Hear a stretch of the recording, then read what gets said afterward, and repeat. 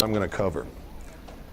My purpose is not to change your religion. My purpose is not to make you believe everything that I say. On the contrary, I'm the only one in the world that will tell you, listen to everyone, read everything, believe absolutely nobody, including me.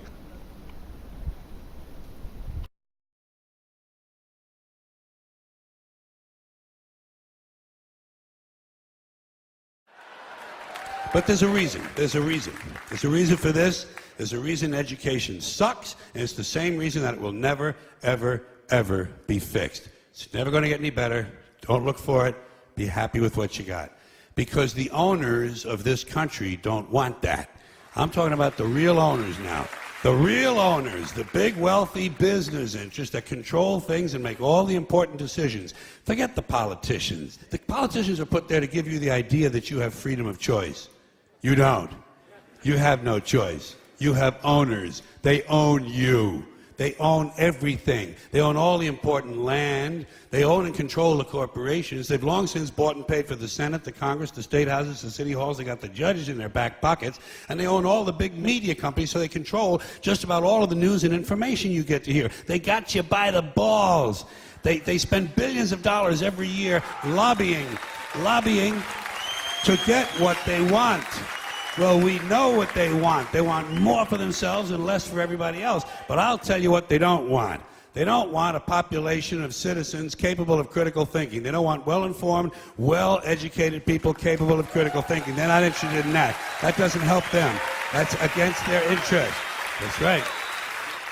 They don't want people who are smart enough to sit around the kitchen table and figure out how badly they're getting fucked by a system that threw them overboard 30 fucking years ago. They don't want that. You know what they want? They want obedient workers.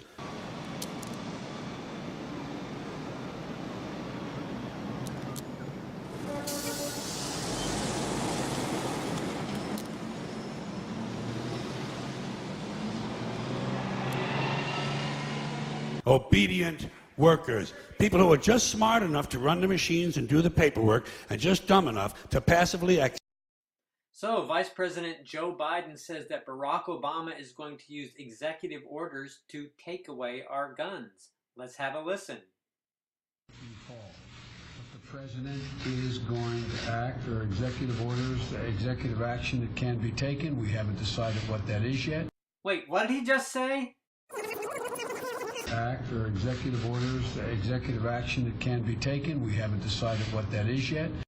There you go, folks. Barack Obama wants to take away your guns, and he's not going to do it through Congress. He's going to do it through an executive order. Hold on to your hats. This is the way things are going to go. And I hope that Congress of the United States has the you-know-whats to impeach this imposter. Well, we're compiling it all with help of the Attorney General and all the rest of the cabinet members, as well as legislative action we believe is required. So I appreciate you very much being here. Well, well, well, it's an attack on the Second Amendment right from the Oval Office. Here we go. Accept all these increasingly shittier jobs with the lower pay, the longer hours, the reduced benefits, the end of overtime, and the vanishing pension that disappears the minute you go to collect it. And now they're coming for your Social Security money. They want your fucking retirement money. They want it back so they can give it to their criminal friends on Wall Street. And you know something? They'll get it. They'll get it all from you sooner or later because they own this fucking place. It's a big club, and you ain't in it. You and I are not in the big club. By the way, it's the same big club they used to beat you over the head with all day long when they tell you what to believe. All day long, beating you over the head in their media, telling you what to believe, what to think, and what to buy. The table is tilted, folks. The game is rigged. And nobody seems to notice. Nobody seems to care. Good, honest, hard-working people, white collar, blue collar, doesn't matter what color shirt you have on. Good, honest, hard-working people continue. These are people of modest means. Continue to elect these rich cocksuckers who don't give a fuck about them. They don't give a fuck about you. They don't give a fuck about you. They don't care about you at all. At all.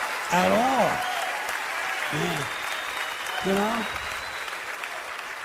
And nobody seems to notice, nobody seems to care. That's what the owners count on, the fact that Americans will probably remain willfully ignorant of the big red, white, and blue dick that's being jammed up their assholes every day. Because the owners of this country know the truth. It's called the American dream, because you have to be asleep to believe it. It's time for Congress to require a universal background check for anyone trying to buy a gun. The law already requires licensed gun dealers to run background checks, and over the last 14 years, that's kept 1.5 million of the wrong people from getting their hands on a gun. But it's hard to enforce that law when as many as 40% of all gun purchases are conducted without a background check. If there's even one life that can be saved, then we've got an obligation to try. We will help schools hire more resource officers if they want them, and develop emergency preparedness plans. We will make sure mental health professionals know their options for reporting threats of violence. I will direct the Centers for Disease Control to go ahead and study the best ways to reduce it. And Congress should fund research into the effects that violent video games have on young minds. We don't benefit from ignorance. I also believe most gun owners agree that we can respect the Second Amendment while keeping an irresponsible, law-breaking few from inflicting harm on a massive scale. You know, in the letter that Julia wrote me, she said, "I know that laws have to be passed by Congress, but I beg you to try very hard."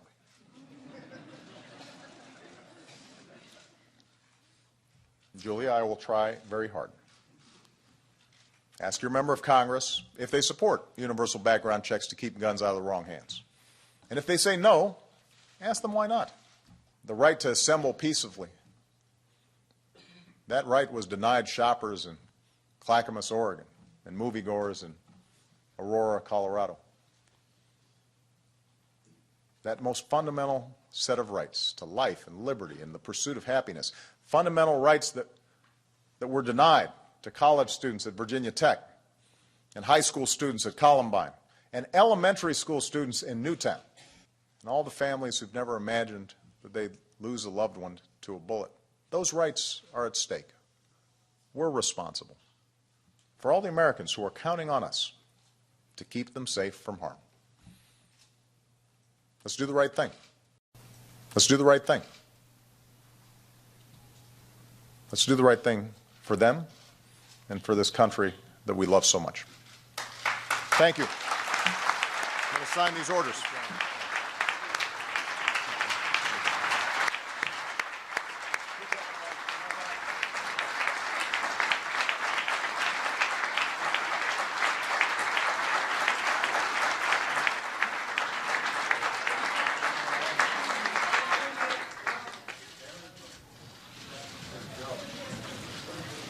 Any of you guys left-handed?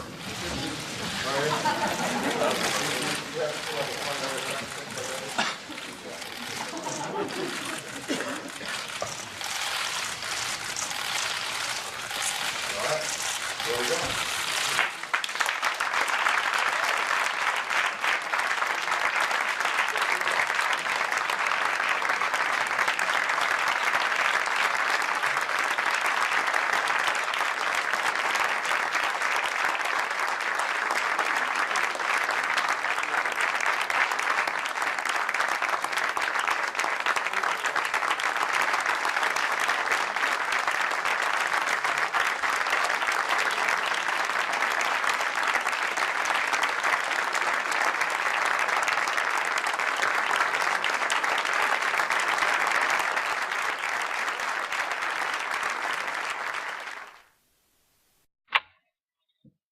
Hey, what's up everybody? This is Bar None. Thank you for watching my video. I thought I'd wear a different hat today because I think it would be very appropriate in regards to the video I'm about to talk about, and could potentially be one of the more important videos I've done or will ever do. This one, obviously, by the title of this, is going to talk about the United States of America Corporation flag. Now, if you notice in this hat, one thing that you will not see in this flag, like you will see in the court system, and you will see when any president, at least recent history, speaks, is you'll not notice the gold trim around the American flag. Now, So many people, unfortunately, do not research things. And if you know anything about law, and if you watch my old video, I used to do a lot of videos about trust law, admiralty law, etc., that law is based on presumption. In other words, they presume, thereby, the court systems, or the police or whatever, they presume that you know the law. That's why you hear things like ignorance of the law is no excuse. So, since law is based on presumption, they presume when you go to court or you have some kind of crime or you're accused of a crime, for example, you're supposed to know your rights, you're supposed to know about the laws. So they're not going to help you. So why is this relevant in regards to this video? Well, throughout history, governments, societies, what have you, have used things called symbols. The reason they use symbols, especially in law, is for the fact that the majority of people were uneducated, could not read and write. So the average person throughout history was not smart enough to be able to understand things like written law. So what they did throughout history is created symbols, basically for the dumb, or for the uneducated. I'll give you a prime example. If you see a modern-day circle around a cigarette with a line through it, we know that's a symbol for no smoking. If you saw a bottle and it had a skull and crossbones in it with, again, a circle around it, what does that mean? Well, that's telling you that it's poison. If you see a door with a yellow sign with three black triangles, that is a sign for radioactivity or radioactive. So basically what it is symbols are used for people who cannot read and write so they can understand something without having the ability to have to read anything. That's why things like a traffic light, you're programmed to automatically know when it turns red that you're supposed to stop. It doesn't say that you have to.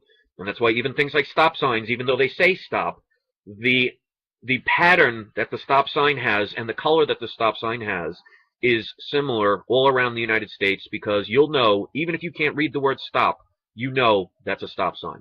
Okay, so again, how is this relevant with the flag? Well, since law is based on presumption, and people are supposed to know about law, most people will see the American flag that you see behind the president when he speaks, or see in a courtroom, that gold trim around the flag as some kind of nice decoration. Well, that is a symbol. And again, based on presumption, you're supposed to know what that means. Now, the gold trim around any American flag, or any flag for that matter, means that it is not a regular U.S. constitutional flag.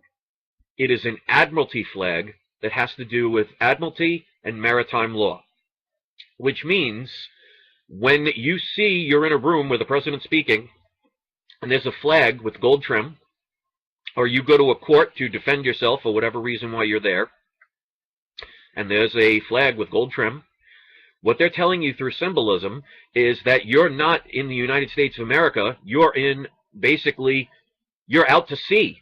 Literally, not literally, but figuratively. You're in maritime law, which means the U.S. Constitution, as it's written for the original United States of America people, that the Constitution for you will not apply.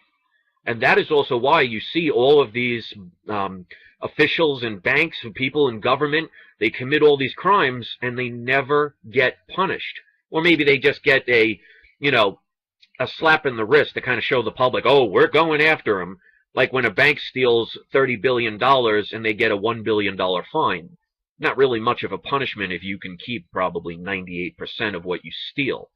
So, here's something that I've discovered through another person's video and a couple of other videos that I've watched.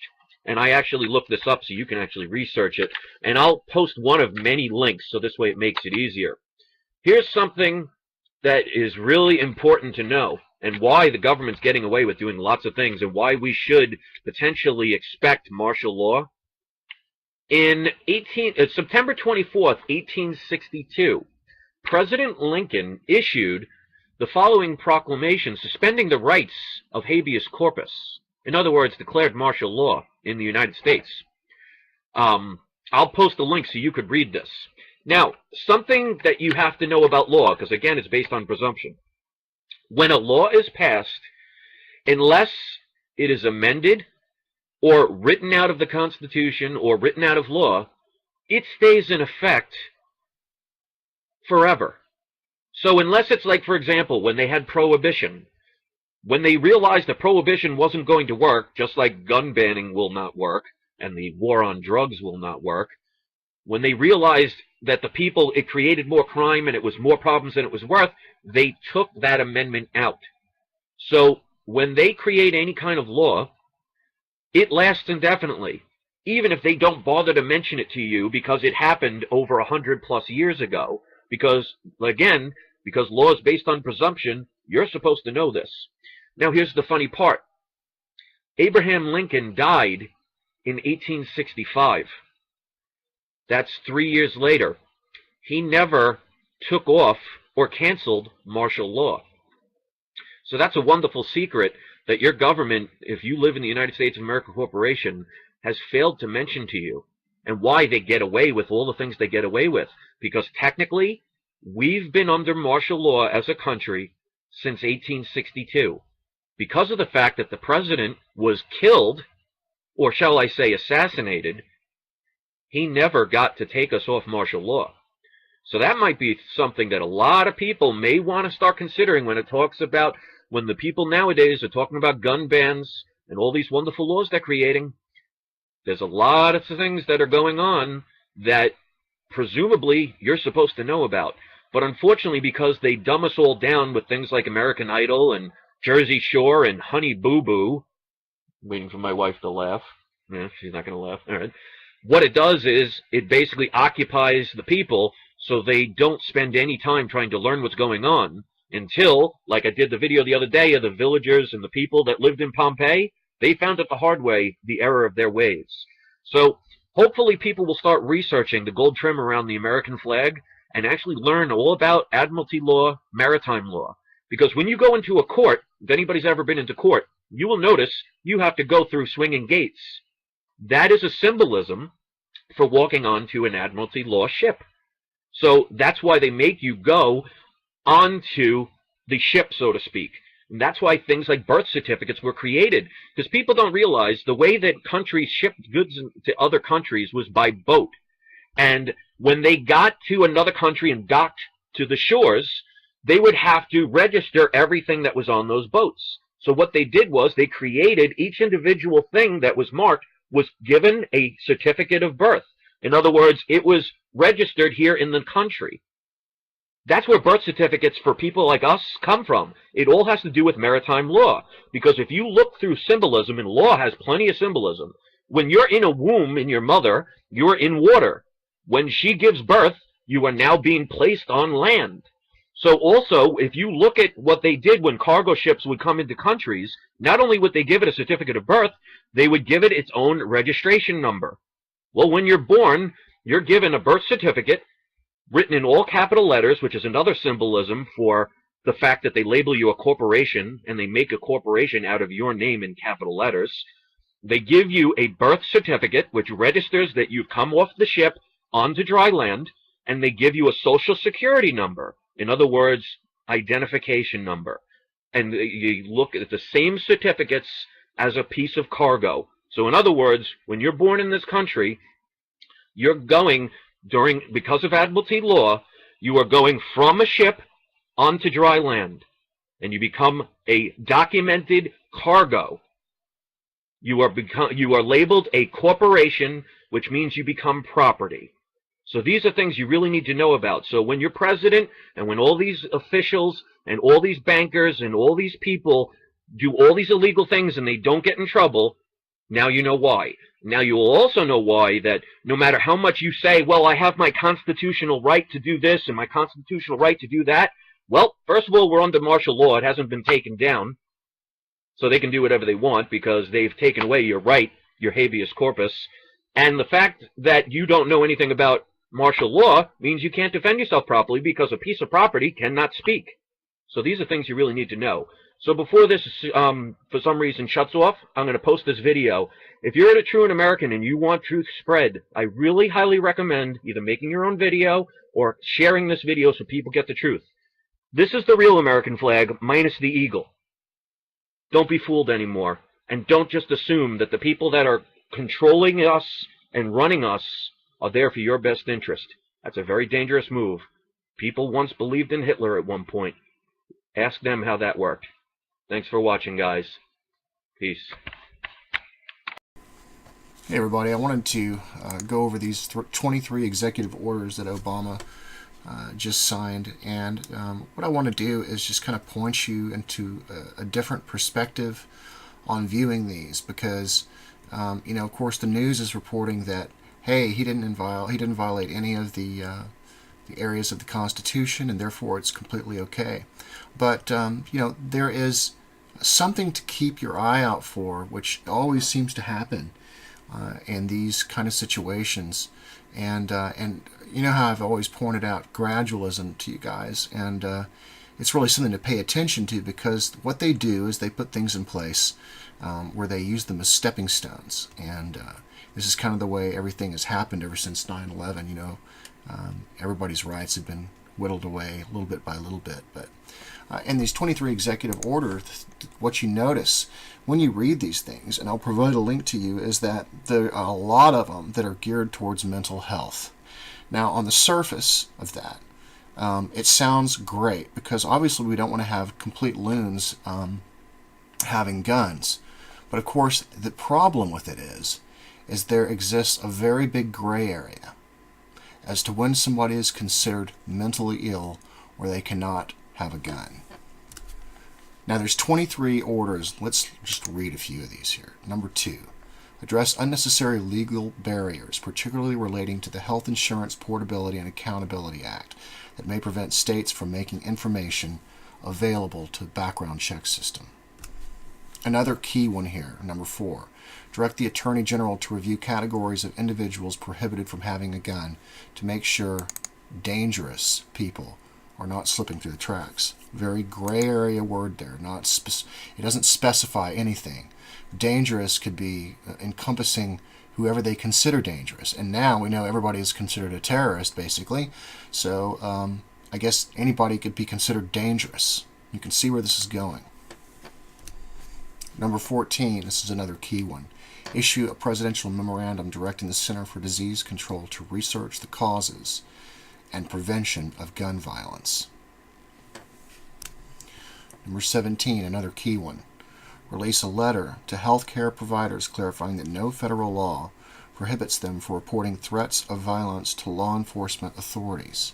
So why is it that healthcare providers would be reporting threats of violence to law enforcement authorities unless they're being asked to spy on people and ask them prying questions that would get them to somehow determine that these are threats of violence to law enforcement authorities? I mean, don't you think that's kind of an odd thing to put there on number 17? Anyway, release a letter to state health officials clarifying the scope of mental health services that Medicaid plans must cover.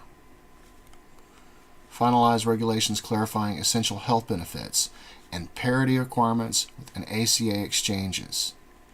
Commit to finalizing mental health parity regulations. There are a lot of things in here, including getting doctors to spy on their patients.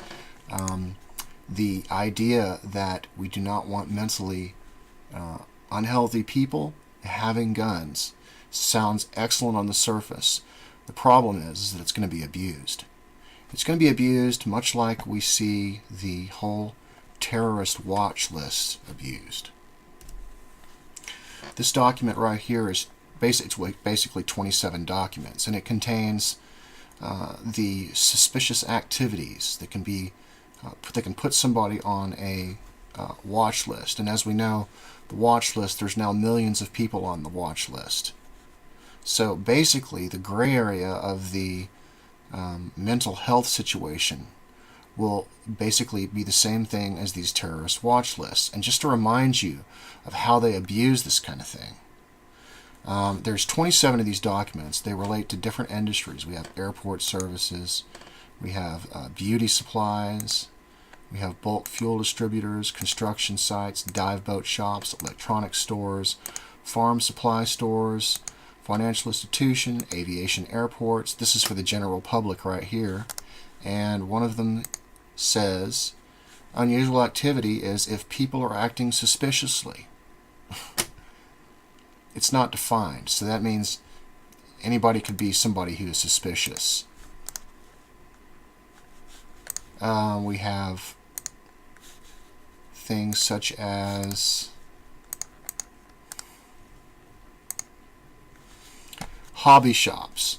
And one of the ways that you can be considered suspicious at a hobby shop is if you demonstrate no interest or enthusiasm for the hobby or sport. That makes you suspicious. Of course, in internet cafes, if you buy coffee with cash, that makes you suspicious. Or if you drive an, quote, illogical distance to the coffee shop or internet cafe, that also makes you suspicious. So what's going to happen here, basically, is it sounds wonderful on the surface, but they're going to actually use this to classify people that shouldn't be as mentally ill. So if you're not on the terrorist watch list, then you'll be mentally ill, or you shouldn't have a gun because of some ridiculous reason where somebody classified you as either being suspicious or mentally ill, and the next thing you know, and I believe one of them is considered operational defiant disorder, ODD, where if you do not, in other words, if you do not like authority for one reason, or you express dissidence towards authority, that's a medical condition. It's actually inside one of the classifications for being mentally ill. So if you're dissident or do not agree with authority, then that classifies you as mentally ill, and you won't be able to have a gun. And check out this real quick. The states need clearer guidelines on who should be on the list. We all have different definitions of mental illness. We all have different definitions of inpatient treatment or institutionalization. And we need to get those all on the same track. Right. And so what's going to happen is, if you can imagine that there's this comprehensive list out there that I'm sure will grow and grow. It will be just the most minute things. And it'll put you in the category of being not mentally healthy for whatever reason, and you won't be able to have a gun.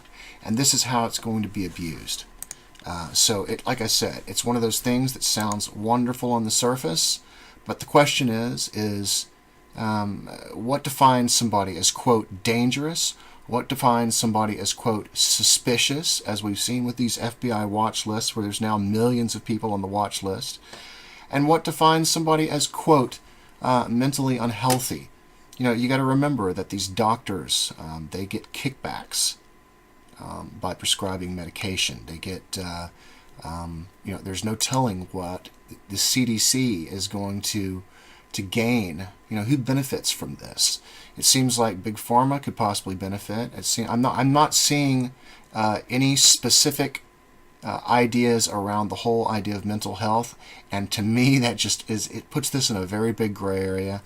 And all I wanted to do is give you my perception of this, rather than the,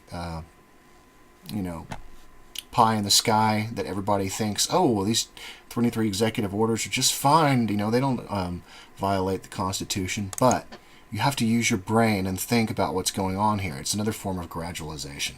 That's my own opinion, and we'll see if I'm right. Let's see how they begin to start classifying people as being mentally ill or not. And if that list begins to grow, just like our whole terrorist watch list of suspicious activities grew, well, hopefully it doesn't get that far. Because if it gets that far and nobody's able to have a gun and everybody stays asleep the way that they are right now, we're going to be in real big trouble soon. So, y'all take care, and I'll talk to you soon. Hi, I'm J1. You're watching my channel. Another boring week. I'm at usnews.nbcnews.com. Story titled Anger, Violent Thoughts. Are you too sick to own a gun? I'll post the link below. This story is concerning. It starts out with, if there's one thing Republicans and Democrats can agree on, it's that mentally ill people should not have access to firearms. That's concerning because the government is going to take over health care, Obamacare, so they're the ones going to be determining who is mentally ill and who isn't. Now, if they don't want you to have a gun, suddenly you're mentally ill.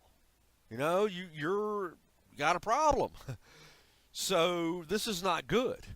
You know, this is absolutely not good, because for me, it's unfair for me to compare this movement to the Nazis, because I mean the Nazis were a different thing, but this is exactly what they did. You know, they made national health care the big deal, and then what did they do? They went in and they found anybody that they couldn't just outright grab, and then they found color of law to make them guilty of something, anything, so that they could pick and choose who they go get. You know, because they can point at a law and say, look, they broke this law, so that everybody's guilty of something. Okay? And in this case, they'll be able to say whoever they want, well, they're not mentally capable. Because you got to figure, you know, right now in most states, if you have a domestic dispute, whatever it is, you have an argument, your neighbors call, you can't have guns. Okay? You just can't have it. So what's to say that you can't have guns when you get arrested for anything? Right? I mean, it's not a far step, because right now the Supreme Court's ruled that if you get arrested for any reason, you can be strip searched and body cavity searched. Supreme Court's ruled that. You jaywalk, you know, any reason you're arrested. That's not even convicted. That's just arrested. So you say a word or film somebody, right? You film the police, which you have a complete legal right to do. They could take you to jail and violate you just because, you know, it's a good day for you to be violated, you know? I mean, that's just the way it is. And this is the prelude to that. Now they can use color of law to say anybody they want to is mentally ill, because who do the doctors work for? The government, you know? They hold all the cards, and all you are is a pawn. If you don't follow what they say, they're going to make sure you follow what they say. And this is just another way to do it, because neither one of them, neither party wants mentally ill people to have guns, right? So, you know, it's just a matter of sticking the, you know, nose of the camel under the tent before you can get the other ones in. And let me tell you something. Anybody that wants to make an issue about me using the Nazis in this reference here, Bob Schieffer on CBS News, which I just did a story on that, he referred to the government taking on the gun lobby, the anti-gun taking on the gun lobby, as the same thing as taking on the Nazis. Well, if he can do it, I can do it, right? Except for the gun lobby would be the Nazis, because the Nazis were the ones who disarmed the people and threw them in the hospitals and murdered them because they didn't want to add to the state, right? That's what socialism is and Nazism. So you take it for what it is, just an observation. I'm J1. You're watching my channel. Another boring week. Thank you for paying attention. I couldn't be happier to see long overdue action finally taken on common sense measures to protect New Yorkers from gun violence, from revoking the gun permits and confiscating the firearms of domestic abusers and the mentally ill, to requiring background checks and law enforcement oversight for private gun sales and ammunition purchases, to requiring periodic statewide recertification of gun licenses. The assault weapons ban in this bill makes us best in the nation when it comes to banning the kind of military-style weapons that have no business being on the street or in the hands of civilians. Hopefully, Washington, D.C. would understand the importance, and the importance of banning assault rifles will resonate throughout the entire country. Not long ago, I think a woman was in Georgia. She has several young children. Her husband showed her how to shoot. Somebody broke into her home, came after her. She shot him, I believe, 6 times. Tonight, we're going to pass legislation that if she had 8 rounds in that chamber instead of 7, she'd be a criminal. Ayes 43, nays 18. Bill number 2230 is passed. All right, here's a breaking story for you on January 18th, 2013. You want proof, solid proof, that Barack Obama and the Obama administration want to disarm law-abiding American citizens. Well, here it is in your face. Such events like the shootings, the tragedies, Aurora, Colorado, the Dark Knight Rises, the movie theater shooting, the Batman premiere, Sandy Hook Elementary School. You want proof that he's using these types of events, staged events.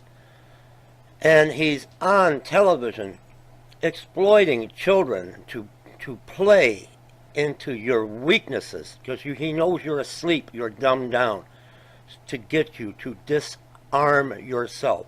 He doesn't care about the criminal element, the deranged, the psychotic on the street that can get their hands on military-type assault weapons.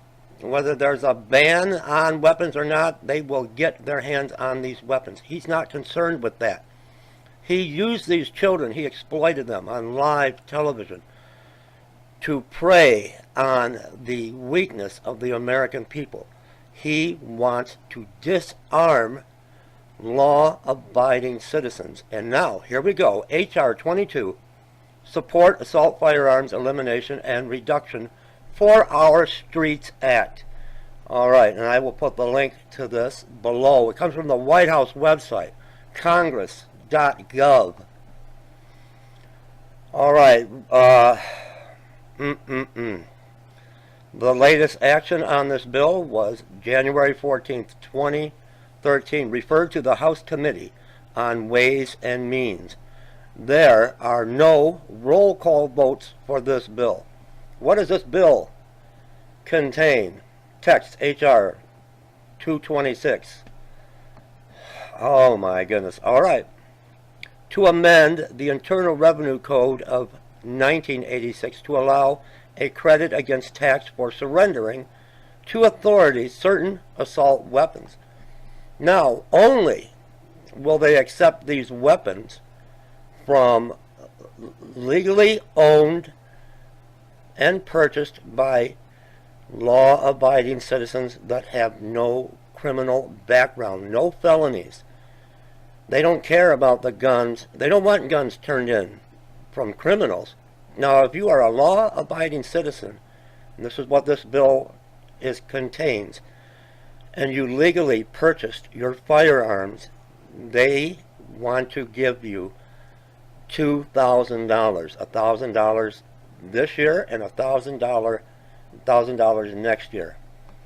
All right, let's read this bill a little bit here.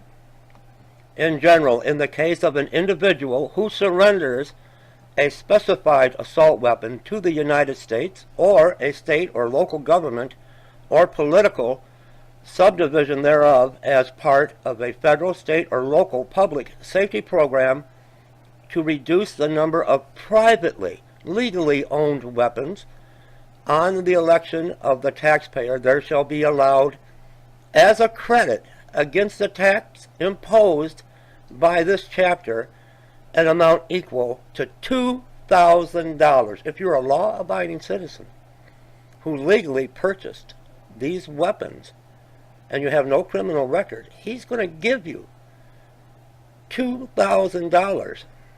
All right? Year credit allowed. The amount of the credit under paragraph 1 shall be allowed 1/2 for the taxable year during which the assault weapon was so surrendered, and 1/2 in the next taxable year. It's going to give you $1,000 this year, $1,000 next year to turn in your legally purchased weapon. I'm going to put the link below and the entire bill.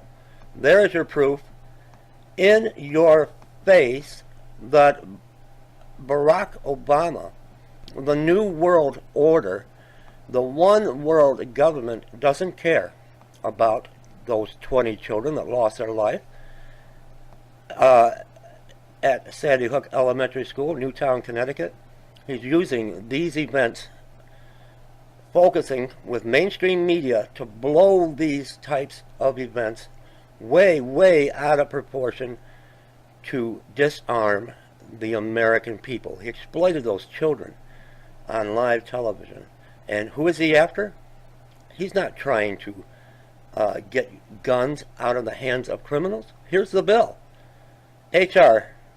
226, 113th, to get weapons from law-abiding citizens who legally purchase them, and have a clean, clear background and record.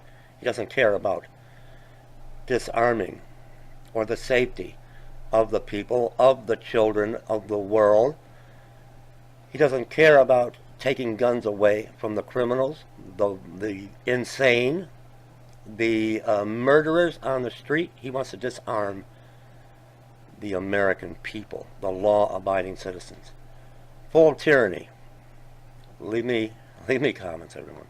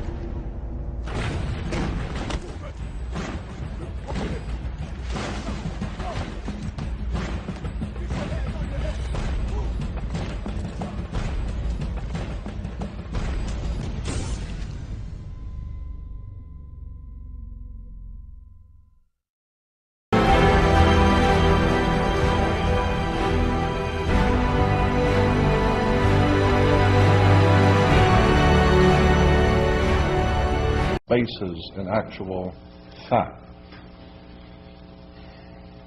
And in the Jewish religion, there's a concept in Judaism that says if you tell a lie when under testimony, then your entire testimony is to be thrown out. Because if you lie one time, you're just a liar. And consequently, your testimony is of no value, period. That being the case, there is a maxim in Roman law.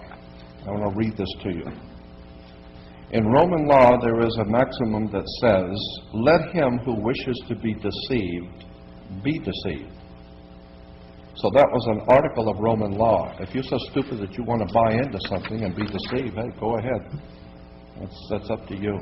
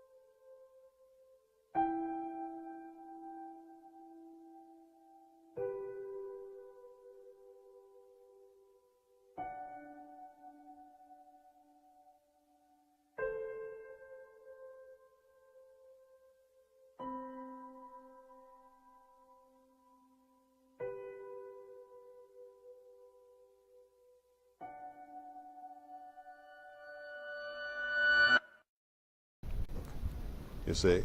And I'm telling you, don't believe me unless in your own research you can prove what it is that I'm telling you. Because this is the age of deception. And if you don't believe that, you might as well go home right now because you're in the wrong place. This is the age of deception.